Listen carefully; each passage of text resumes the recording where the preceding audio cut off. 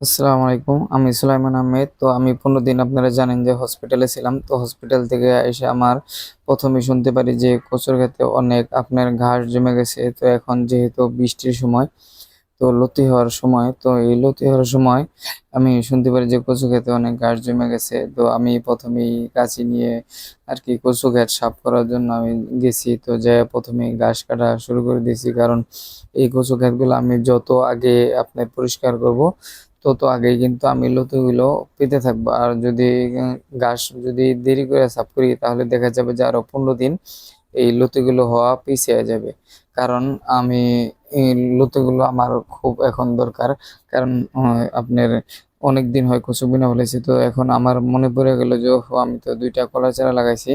তো কলার চারার নিচেও যেয়ে দেখি অনেক ঘাস জমে গেছে। তো এদিকে আবার একটি আপনার জাংলা দিয়েছিলাম, লাউ গাছের জাংলা। তো যাই দেখি সব ভাইঙ্গা চইরা বৃষ্টিতে একবারে অবস্থা খুব খারাপ। তো এটা দেখে আমার মনে পড়লো যে এই জাংলাটা উঠায় নিয়ে যেতে হবে। তো পরবর্তীতে আমি এদিকে আপনার কিছু শাকসবজি রোপণ করছিলাম। তো এখানে কিছু ভেন্ডি গাছ বুনছিলাম।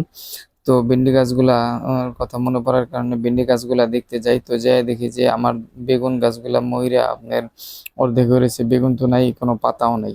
পরবর্তীতে আমি ভেন্ডি গাছগুলা খুঁজতে থাকি। তো পরবর্তীতে যেয়ে দেখি না কি কয়েকটা ভেন্ডি গাছ আছে।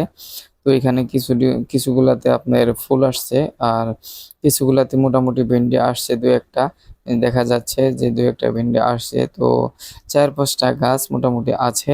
তো এই ৪-৫ টা গাছ মোটামুটি ভালোভাবে যত্ন নিতে হবে। কারণ এই যে কয়েকটা ভেন্ডি আসছে। তো এই ভেন্ডিগুলা আপনার কয়েকটা আমরা বাসায় তুইলা নিয়ে গেছি, আর কিছু আছে। তো ওইদিকে আবার আপনার আরো কিছু সবজি চাষ করেছিলাম। তো ওইখানে অনেকদিন হয় যাওয়া হয় না। তো আজকে যাইতেছি, তো দেখি যে অনেক কাদা। তো কাদা পাড়ায় আমার সঠিকভাবে কাদা দেইখা যাইতে হইছে। তো ওইখানে আমি আরো কিছু ভেন্ডি গাছ এইখানেই লাগাইছিলাম। তো এইখানে ভেন্ডি গাছগুলা ওরকম হয় নাই। তো ভেন্ডি গাছ না হয়ে এখানে আপনার মিষ্টি লাউ গাছগুলা মোটামুটি ভালোই হইছে। কারণ এইখানে কিছু মিষ্টি লাউ আমরা লাগাইছিলাম। তো আশেপাশে আব্বা আবার এই সাইডে ঘাস কাটতেছে গরুর জন্য। তো আমি যেহেতু ঘাস কাটতেছি না, কারণ হসপিটাল থেকে আইছি, শরীর এখনো মোটামুটি ওরকম ভালো হয় নাই। তো এইদিকে আপনার অনেক আমার চাচারা আছে। তো চাচারা আপনার অনেক দেখা গেছে যে এই কচু লাগাইছে, পরে ভেন্ডি গাছ লাগাইছে।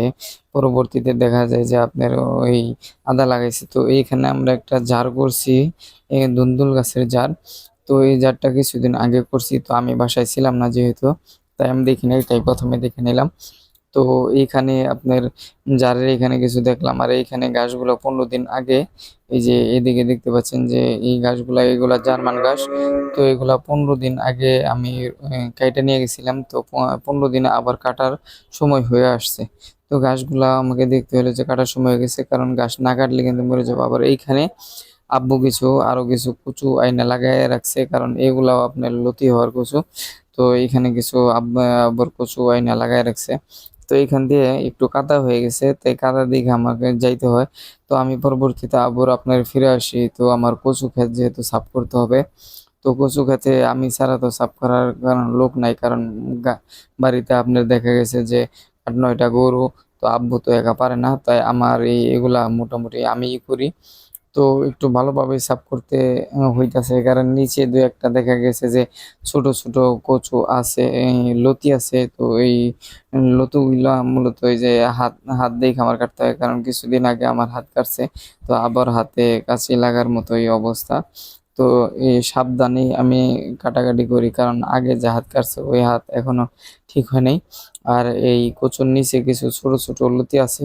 তো এই লতিগুলা দেখা গেছে যে সাবধানে যদি না কাটি, তাহলে এই লতিগুলা কিন্তু কেটে যায়। আর যেহেতু আমি লতির জন্যই এগুলা সাফ করতেছি, তো লতি যদি কেটে যায়, তাহলে তো আমার সাফ করে কোনো ফায়দা হবে না। আর এর মাঝখানে দেখা যায় যে ঘাস কাটতে, কাটতে বড় কচুর গাছও কাইটা যায়।